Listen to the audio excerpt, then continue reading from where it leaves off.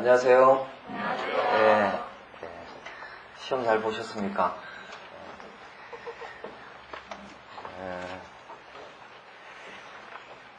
자,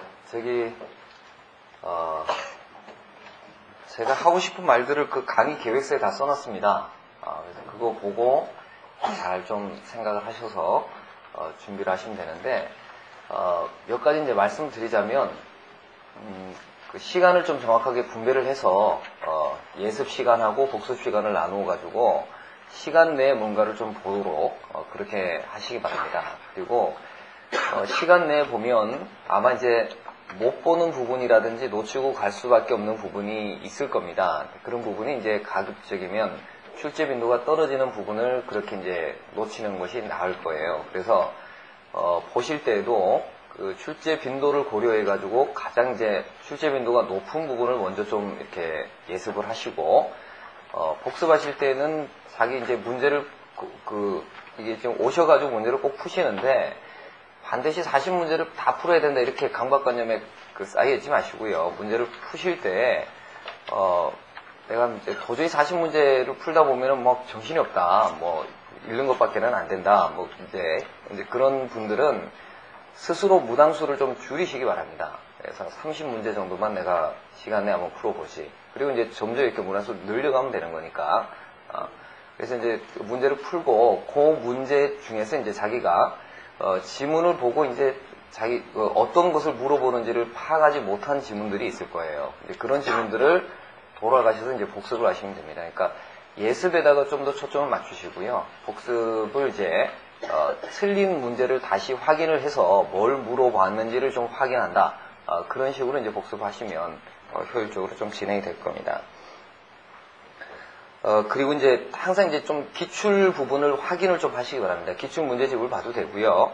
제가 예전에 아마 기본 강의 때 이런 것들을 나눠 드린 적이 있는데, 이걸 꼭 보셔가지고 어떤 부분이 중요한지를 이제 파악을 하시고 예습을 이제 하시기 바랍니다. 준비를 하시고.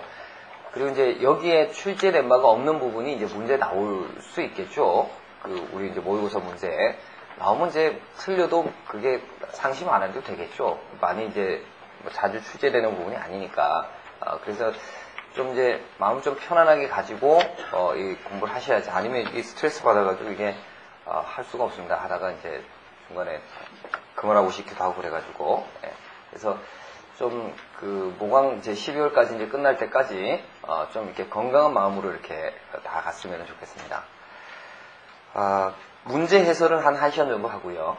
그 다음에 나머지 시간에 이제 오늘 진도를 이렇게 쭉 정리를 좀 하도록 그렇게 이제 하겠습니다.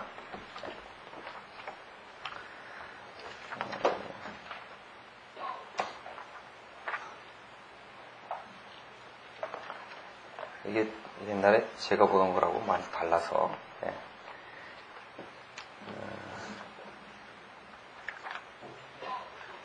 하여튼 어떻게 봐야 되는지 모르겠습니다.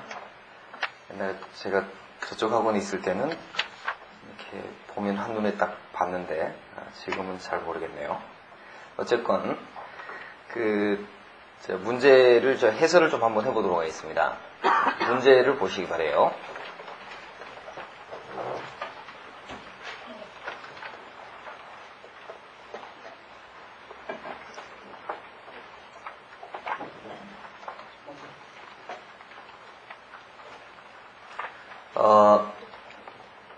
많이 틀린 문제를 중심으로 해서 해설을 할 텐데, 보다가 많이 틀린 문제 아니고, 제 생각에 이제 중요한, 꼭 한번 보고 가야 될 문제들도 이제 해설을 하도록 하겠습니다. 많이 틀리진 않았지만. 3번 문제를 한번 보세요. 이게 이제 관습법과 관련한 문제인데,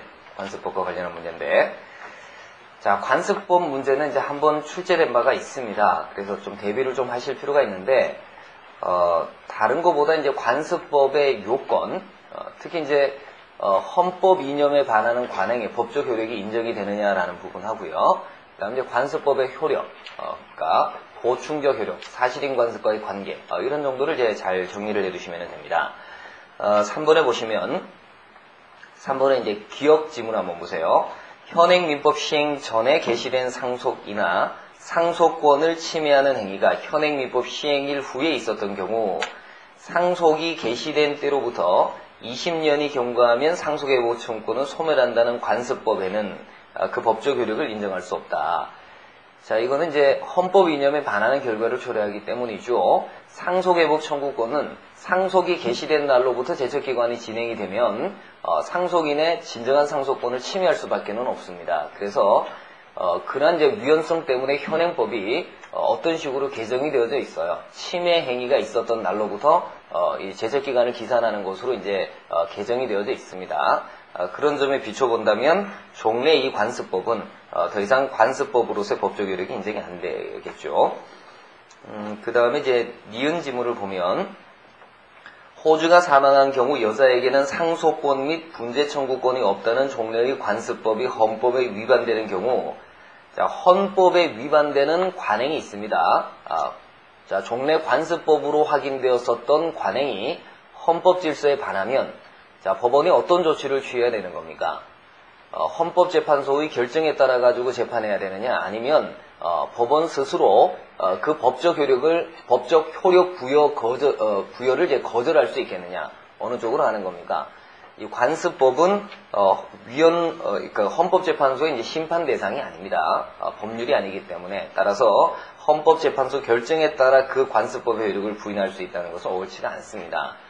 오히려 이제 헌법에 반하는 이 관습법은요, 판례 변경 등을 통해서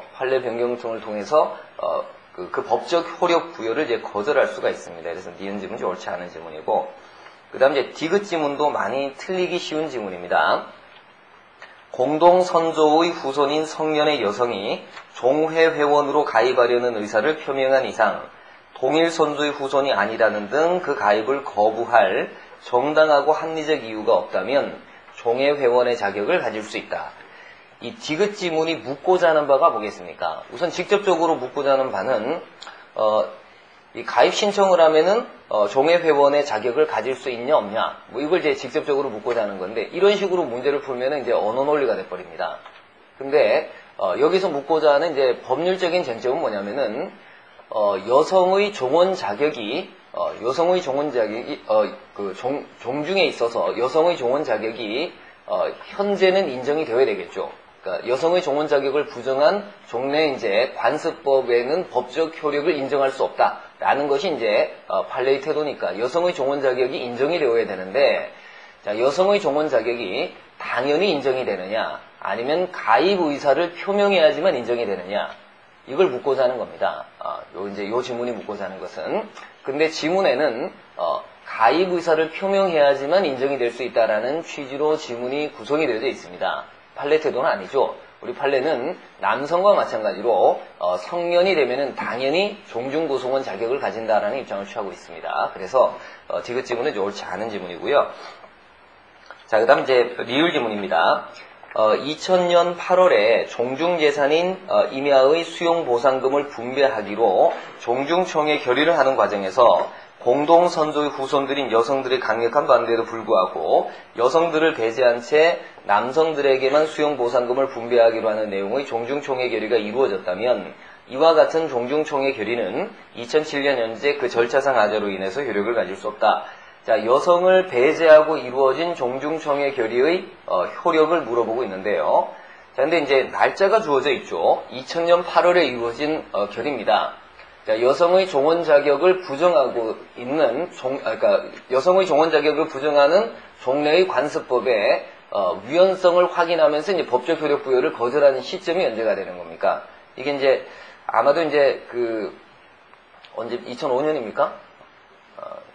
하여튼 2000년 이후입니다. 근데 이제 그 판결에서 이 여성의 종원 자격과 관련해 가지고 이제 소급적 변경된 판례의 이제 적용 범위를 소급효를 이제 부정하고 있기 때문에, 따라서 이제 이미 완결된 법률 관계에는 영향이 없는 겁니다. 장래를 향해 가지고 발생하는 이 법적 분쟁에 관해서만, 법률 관계에 관해서만 적용한다라고 하고 있으니까 이 리을 지문은 이제 과거에 이루어진 것이라서 이제 적용되지 않는다 이렇게 봐야 됩니다. 그래서 효력을 가질 수 있다 이렇게 봐야 됩니다.